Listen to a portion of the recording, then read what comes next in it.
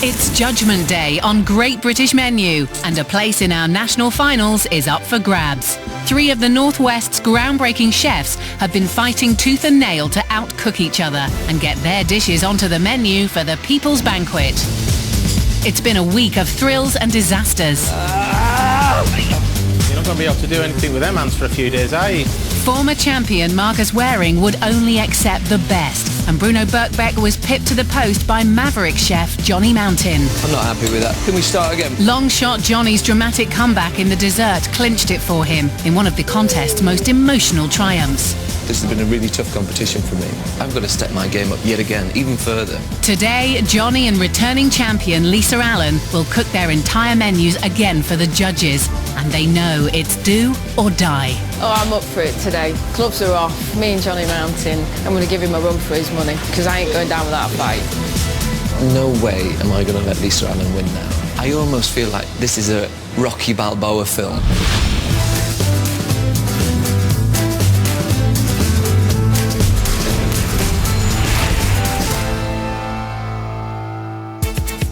Both chefs are desperate to prevail today. Their sights are firmly set on a place in the Great British Menu final, where the regional champions will cross swords for the honour of cooking at the People's Banquet. Focused perfectionist Lisa cooked the starter at last year's feast and has sailed through this week, scoring a record 34 out of 40 possible points, but she's not complacent. Today could mean anything. But I'm scared, because the slate's clean. If he pulls out some good dishes, he could very well beat me.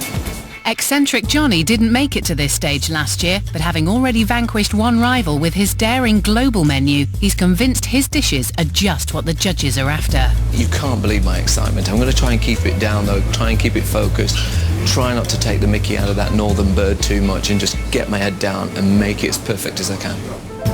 Our demanding judges, Prue Leith, Matthew Fort and Oliver Payton, have a mission: to find the most magnificent platters of food to share at the People's Banquet. Dazzling dishes to break the ice at the ultimate street party. Anything less will be cast aside. I have a vision of these wonderful big platters coming in of quite extraordinary looking, marvellous, different food. You just can't scale up. You've got to actually change the way you think about food. I think that's interesting. It's quite a different skill involved here. That, cooking techniques are different, getting it to these tables on time. It's quite, it's a lot of challenges here. I want the food really to generate not only just high excitement, but a real buzz of conversation.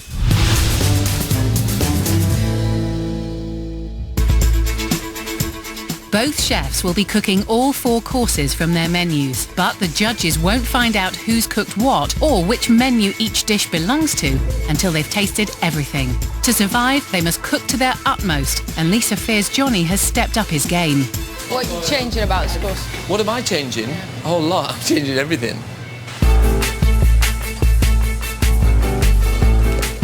Lisa's launching her menu with her version of a popular takeaway: crispy suckling pig with pancakes and dips. But the first dish to go under the judges' scrutiny today will be Johnny Mountain's Indian feast with its highly ornate presentation. I'm a bit scared about this. First dish? Yeah. I mean, how did you feel last year? Oh, I was petrified. Were you? Still am. Johnny's starter is inspired by the food-sharing traditions of his wife's Indian heritage. Stage 1 of his master plan: to wow the judges with a menu of international favourites. Onion bhajis. I want them angry.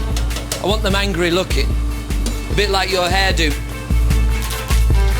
Great British Menu veteran Marcus Waring had plenty of criticism for Johnny this week, and he's taken it all on board. Your starter's the only dish you're not changing anything on? Yeah, this is the only one that I was probably reasonably happy with, and a nice positive comment as well from Marcus, so this is about the only one I'm sticking with.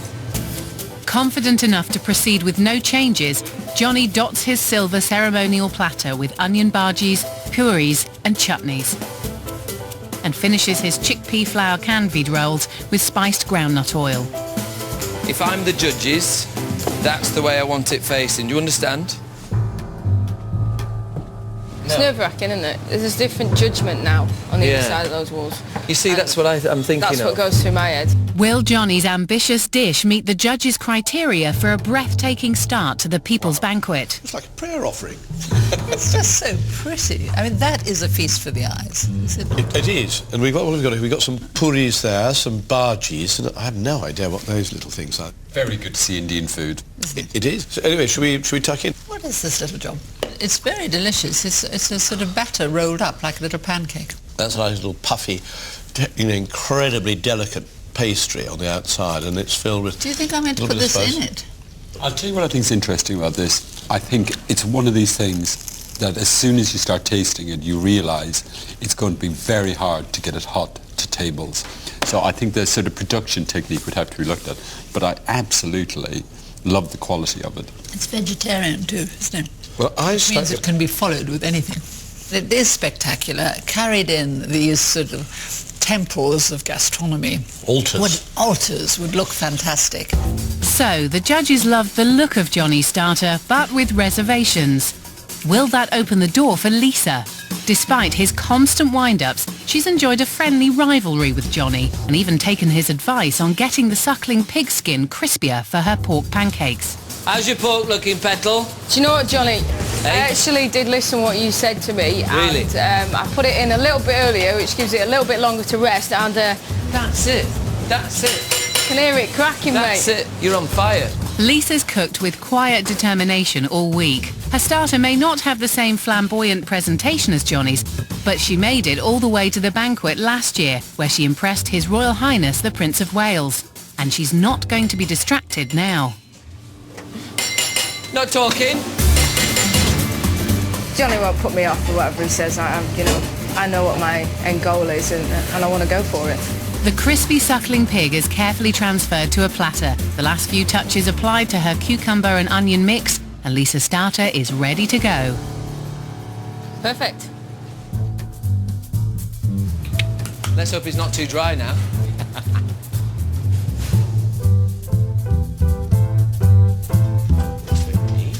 Smells wonderful. OK, what is this? Oh, when it it's at goes home? round and round. It's a lazy Susan. I'm meant to shred this up, I presume. The skin looks lovely.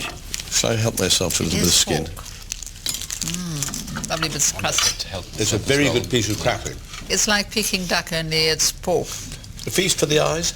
I think so. Absolutely feast for the eyes. I mean, I think it's not a sort of firework display, is it? It's a talking point, but not spectacular, is it? I know, but it's quality gear. It's very well put together. The tastes are good. And I think you've got to be careful, not to overgill the lily here. I don't want homely. I want drama. I want excitement. I love the way it looks. Great for this occasion, I think, because you're going to get your hands dirty. Crackling is just perfection. It's like... Would you please leave some room for later? That's not going to fill you up. Yeah, it's just... Matthew has a bottomless tummy. That stomach has got to be left to medical science. Absolutely. So Lisa's suckling pig pancake scored big on taste, but not on looks. Can she bounce back with her fish course? Marcus loved it on Tuesday, but there's no guarantee that today's judges will. Do you think they're going to like that quirky little box? I hope so. I tell you what, it looks fantastic, Lisa. I really do hope you get about a 6. It's all right, you'll only get 2 anyway. Lisa's dish is designed with guest interaction in mind, as they'll have to break through the salt crust at the table, revealing the whole rainbow trout within. And then spoon the fish and buttered cockles inside onto a simple summer potato salad. Isn't that a bit too technical for Joe Public to do? To expect them to start filleting old pieces of I don't trout think there's anything too technical for Joe Public to do, to be honest. if I saw it, I'd just hit it with a sledgehammer. That's what I'd do. Thanks for that, Johnny. A mistake at this point would be disastrous. The salt crust is hard but brittle, so it could easily break. OK, Mr. Mountain, you can give me a hand? You want me to lift it onto the board? No, I've got that, you're right. Oh, go on. No, I don't trust you to do that, mate. Go on. Mind it doesn't fall off at the end. OK, lovely. But Johnny's still up to mischief. I'd have one facing that way, one facing that way. No, facing all the right way, mate.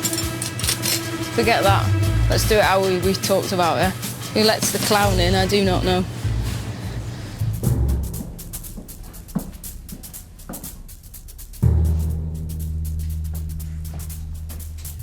So, does Lisa's whole rainbow trout provide the spectacle the judges want for the People's Banquet? I think this is where we all say I do like to be beside the seaside. Except there are no cockles in the There are no shells. cockles, are there not? No. Maybe they're inside the crust. Ah, there we go. Oh, well done. It's a trout. It's a trout. Oh, hang on. Look. There are your cockles. I have an ideological problem about this. The trout is a freshwater fish. That's all you're getting. And the cockles are saltwater. I think you should have a saltwater fish and saltwater cockles. I think you're a pompous Yeah. fellow. Really. Pompous? Prue? Me? That is a scandalous accusation. Very buttery juices and delicious. And nothing goes better with fish than potatoes. So I think the whole salady idea and the samphire is really good. It's beautifully cooked. I just think it's the conception that's mostly lacking. I think the fish itself isn't presented very well. I mean, it's just a salt crust fish on a board. It's one of those not quite dishes. It's not quite spectacular enough. It's not quite good enough. And you didn't get quite out of the bed at the right side this morning. Why should I drop my standards out of sympathy for you? It's a good thing Lisa can't hear the judges' comments. It's a real chance for Johnny. But his fish soup with roux croutons was heavily criticised on Tuesday for being far too thin, so he's completely changed the base of his soup. I think this is what Marcus meant. This is what he was looking for, I think. Now that's a bouillabaisse. That is a bouillabaisse. The version that Johnny's making today is much more like the classic French bisque, and Lisa knows it's a lot better than Johnny's original offering. That's a big change, that. Because you were adamant at the beginning of the week that you wanted a thin fish soup. I'm 100% happy with what I'm doing right now. He's trying new things, so if he pulls it off, he pulls it off. If he doesn't, it's good for me. She thought that she'd had it in the bag, but I could see that panic-stricken look on her face. So I think she knows she's up for a battle now. She knows that I'm a battler. I pulled it off yesterday, and I'm going to pull it off again today. Johnny believes the other big improvement he needs is to serve the lobster tails, monkfish and langoustines on the side rather than in the soup. The great little thing is we can just let them have as much fish as they want, as much or as little as they want. After he whisks up his roux, a spicy garlic mayonnaise, his fish course is ready to go. Go, get out of here. Halfway through. Yeah. How do you feel? To be honest, I feel really nervous because, you've changed quite a bit, so you might be creeping back on I me now. evolve. I'm an evolver. You tell me that now, yeah? Has Johnny improved his fish soup enough to beat Lisa? That looks lovely. It does look good. That well-known And English dish. I just worked out that we each get a little bit of monkfish, a little bit of lobster and a langoustine. Well, it's as usual, So you're come going to up. be mum. Do you think it's particularly idiomatic of the Northwest? They have a big sea coast, for heaven's sake. They have fish. Yes. It's really rich. It's got lots of texture to it. I think all the flavours are absolutely amazing. I really do think. This is a great French restaurant dish. Look, we all know it's a great French restaurant dish, but are you saying that nothing that comes across the channel can be accepted into British? That's right. Yes, absolutely right, Fred. Nothing at all. Let's not get on about the very bit. The point is, it is the wrong dish for the wrong occasion. It's too formal. It's not right for a fun-packed, festive feast. Do you know, I think this could be pretty dramatic. I mean, if you imagine a row of waiters marching in and plonking it down, I think it could be tremendously exciting. It's not top marks for Johnny's fish course either. And with 2 courses to go, the contest is still wide open. And even though both chefs are unaware of the judges' critiques, Johnny's confidence is growing. With the interaction that I've had with Marcus, the interaction that I've had with Lisa and Bruno, I've taken on board all their negatives and I've changed that to what I call now positives. The guy's hot on my heels, so, there's a lot to play for. Time for the main course now, and Johnny's menu is hitting closer to home with a refined take on a Sunday roast. Stuffed saddle of lamb with summer vegetables, but served with a garlic espuma or foam. Are you nervous? Yeah.